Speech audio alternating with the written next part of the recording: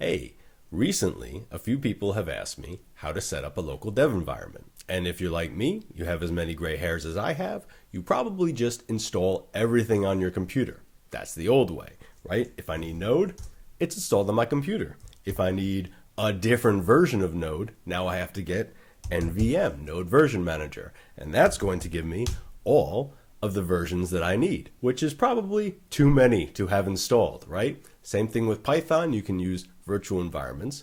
Well, question comes up, what if you need Linux instead of Mac OS?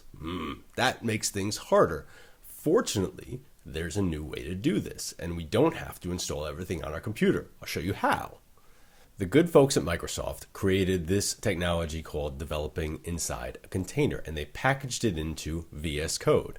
The way it works is you have your local OS, right, your local operating system, your source code, and your local running VS Code. What they do is they spin up a virtual VS Code server inside a Docker container, right? And that has everything you need. Your guest OS, your file system, terminal processes, everything all runs inside a Docker container. Now, how do you set that up? Well, first, you need Docker, right? You need to have Docker installed locally. But then in VS Code, you can install this dev containers extension. You install that and you can pick your dev container that you want to use. Now there's tutorials on how to do that. That's great. What I'm going to show you is a spin-off of that, because if you use this, great, but you're stuck in VS Code, right? This is only for VS Code.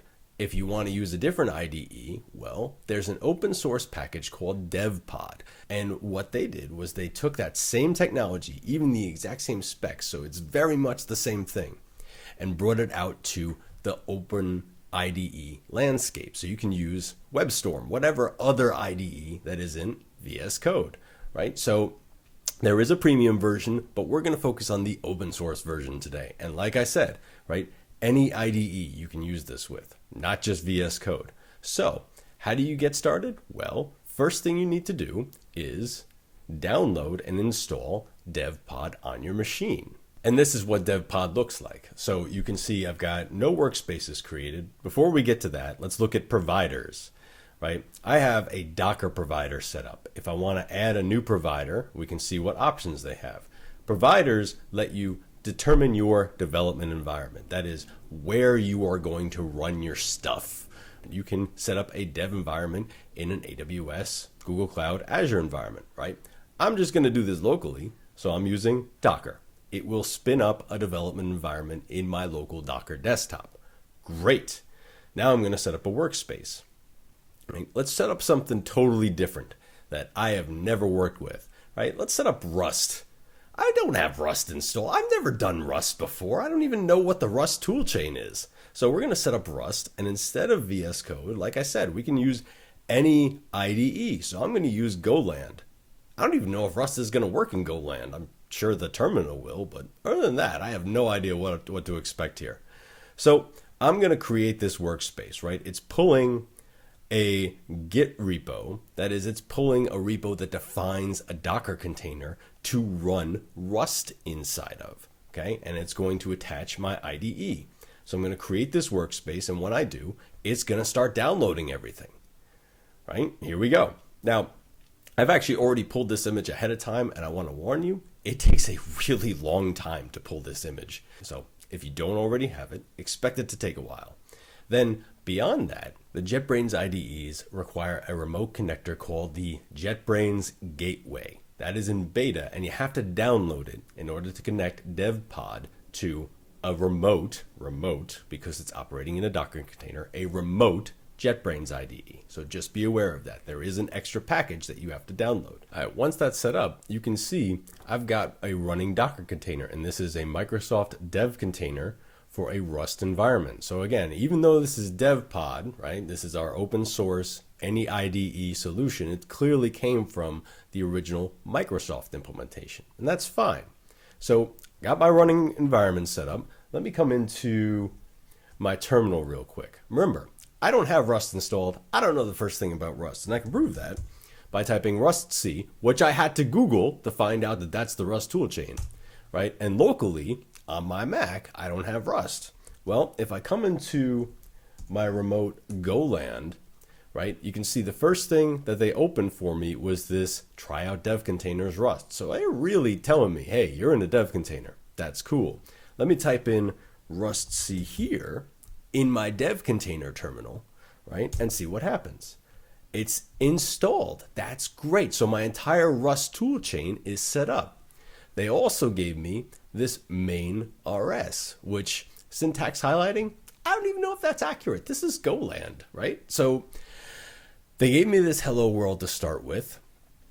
Again, Googled how to do this. So I'm going to type Rust C source main, and I'm going to compile it, right? And Rust will do its thing. Cool. And now I'm going to .main, right, which is how you run a Rust binary, and it prints, hey, hello VS Code remote containers. Fantastic. So in my dev container, it works. In my local, it would not work. So this shows, right, totally remote because it is on my computer inside a Docker container, dev environment with all the tools that I need to at least start with Rust. And this can work in Node, Go, Python, whatever you want to do, as long as there's a dev container for it. Now, here's where it gets fun. All right, so again, if I come back to my terminal, right, I am on a Mac. So if I type this command, swvers, right, it's going to say, here's what Mac stuff I've got going on. If I type lsb release -d, which is what you would use to find out what Linux distro you're on, that command doesn't exist. Well, here's what's fun.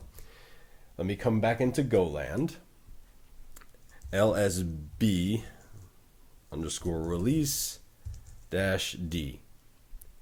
This is a Debian installation of Linux. This is a totally separate operating system. If I want a different operating system, I can do that inside a dev container, right? I don't have to be stuck with, oh, I'm on Mac, I have to work with a Mac environment. So if you're using an open source package that requires Linux, this can help you get there by running inside a Linux environment. Now, of course, the chipset will be the same, right? Not going to get around that, but at least if you need a Linux environment, you're on Windows, you're on Mac, here's a way to do it. How cool is that? Now the question comes up, can you build your own dev containers, right? Can you set up your own dev environment so that you can share with your team, so that you can use multiple times? The answer to that question is yes.